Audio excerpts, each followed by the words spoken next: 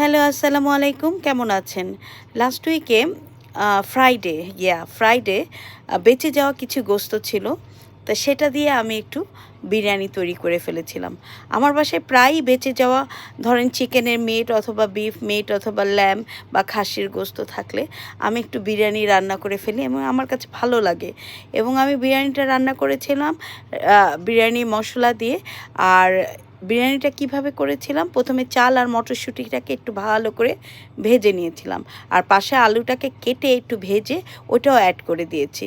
তারপরে যখন চালটা ফুটে এসেছে তারপরে যে লেফট ওভার বিফ ছিল ওটা দিয়ে উপরে তারপরে একটু বেরেস্তা সব কিছু দিয়ে একটু মাখো মাখো স্টাইলে দমে বসিয়ে দিয়েছি। আর পাশে ডিমের কোরমা করেছি। ডিমের কোরমাটা খুবই মজা হয়েছিল সেদিন।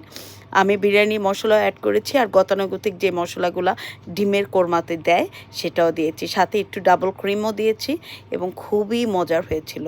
আর পাশে বিরিয়ানির সাথে খাওয়ার জন্য ডিমের কোরমার পাশাপাশি আমি একটু রায়তাও করেছিলাম।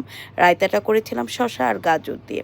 আপনি আমার পরিবেশনটা দেখেই বুঝতে পাচ্ছেন এটা যেহেতু অটাম মাস এবং ফল সিজন, ফলের স্টাইলে আমি পরিবেশন করেছিলাম। আমার পেজটাকে ভালো লাগলে সাবস্ক্রাইব করবেন আর ভালো থাকবেন সবাই। আল্লাহ হাফেজ।